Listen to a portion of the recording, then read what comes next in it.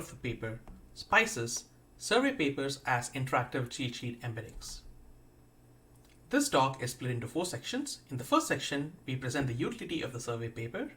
In the second section, we list the challenges that one encounters when one tries to author a good survey paper. In the third section, we'll try and see what it is that the machine learning community has done, especially with regards to knowledge aggregation and scholarship aggregation. In the fourth section, we look at the examples of our proposal titled SPICE, Survey Paper as Interactive Cheat Sheet Embedding. Utility of the survey paper.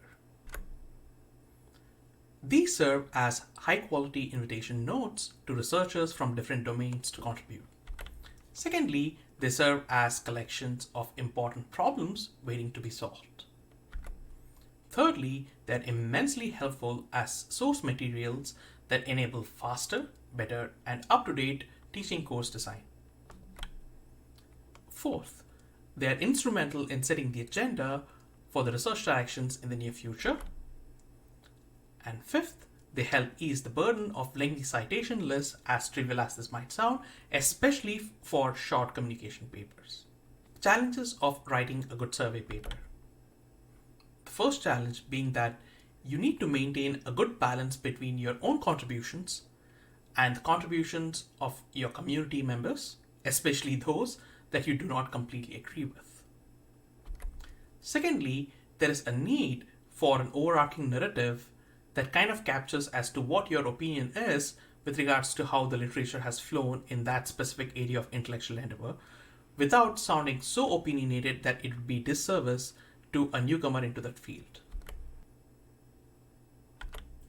Challenge number 3, section design and the monolithic blob effect. An example of this is seen in the image here on the right-hand side of the screen, where most of the meat of the paper is kind of blobbed up into this one monolithic chunk in section number 3. Challenge number 4, length control and portability. By this, we mean that oftentimes good survey papers are pretty much book-like, and it is very hard to kind of pin it up on your survey board or on a notice board that will provide for a visual glimpse of the entirety of the field. Which brings us to challenge number 5, that oftentimes the bird's eye view of the field is kind of distributed and chopped up amongst the different sections, and this only emerges in the imagination and the conscious of the reader. Challenge number 6, the citational desires facet and erasure of scholarship emanating especially from women of color. So oftentimes when you write a paper, you might have subconsciously missed out some important work that was done by women of color, and which is ease of updatability. If you parse through archive, you will see that most of the papers will have 2 or at most 3 to 4 different versions. And this, we believe, has to do with the difficulty of the whole LaTeX to PDF to archive process flow. Challenge number 8, ritualization, verbosity, and burdensome nature of authoring a survey paper. Oftentimes, when we sit down with an agenda to write a survey paper, it is quite a commitment and quite a time-consuming adventure. In fact, we suggest that as we kind of read through papers and as we kind of chance upon ideas on social media, Reddit, or elsewhere, we should be able to collect this very easily and just present it in a much more informal sense, which is at the core heart of the solution that we are about to propose. Now, we'll try and survey some of the out of left field approaches that the machine learning community has adopted and try to gain some inspiration from the success stories. Example 1, proceedings as 2-dimensional doc-to-vec embeddings. Here in the screen, we'll see an example of the entirety of the proceedings of the ICLR conference being presented in the form of an interactive 2D scatter plot where the neighbors are semantic neighbors pertaining to the same idea space.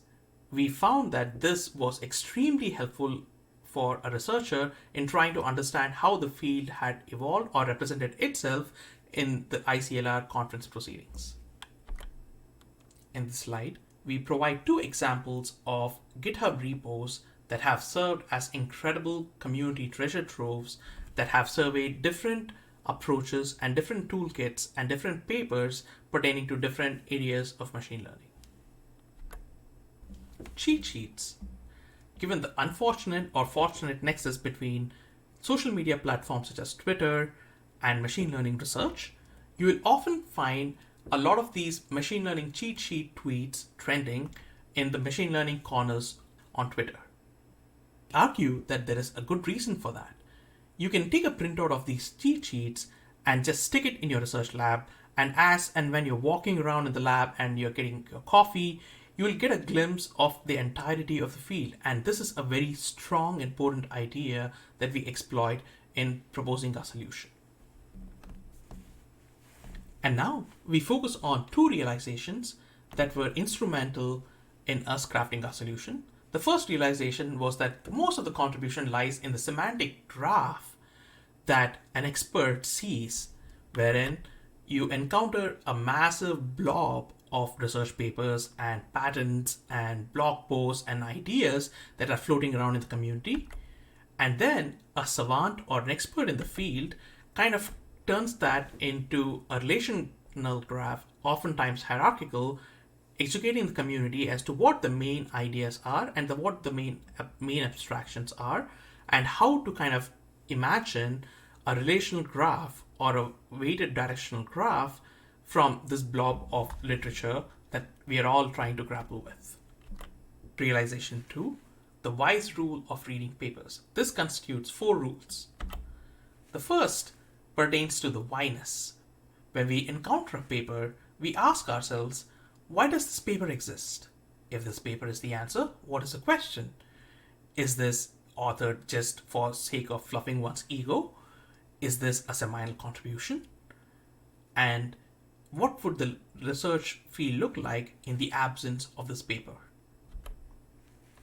Point number 2, iconoclasm. We always try and resist buying into the institution of godfatherdom, especially in areas such as machine learning. We often look at the ideas being presented and not so much the authors or the institution that the author is affiliated with. Point number 3, the situationality or the semantic neighborhood of the paper. We always try and make sure that we don't read a paper in isolation. Rather, we kind of juxtapose it with other papers that are in the semantic neighborhood of the paper, from where we truly understand if the paper has an innovative idea that we can consume and be inspired by, or is it just a weighted sum of the ideas that can already be found in the semantic neighborhood of the paper. Point number 4, experimental revalidation. Especially in empirical heavy fields such as deep learning, we always take a paper's results with a grain of salt, specifically with regards to the paucity of theoretical backing. So inspired by all of these revelations and realizations, we now propose our SPICE framework of writing good survey papers. In this slide, we'll see 3 examples of surveys which we have presented as interactive cheat sheet embeddings. The first pertains to the efficient transformer architecture survey that emanated from the paper whose monolithic blob effect was addressed in the previous slides. The second pertains to the OOD failure body of literature, especially pertaining to deep learning. The third pertains to what we call as the X is all you need phenomenon that has kind of engulfed and captivated the deep learning literature since the success of the paper titled Attention is All You Need. So we pass through 80 odd papers and we kind of unearth the underlying trends and main ideas as to what is it that researchers mean when they say or they try to sell that X is all you need. In this slide, we'll go through the specifics of the example of the OOD distribution fracas that is currently unraveling in the domain of deep learning. In this slide, we see the example of the OOD literature being surveyed. So as the user kind of mouses over different corners of the landscape of ideas, you will get to see that the flagship idea captured in the form of an image or a snapshot of the important plots in a paper emerge. And this, we believe, not just provides for contextual understanding of what it is that the main ideas were trying to convey, but also to try and get a single-handed glimpse of the entirety of the field.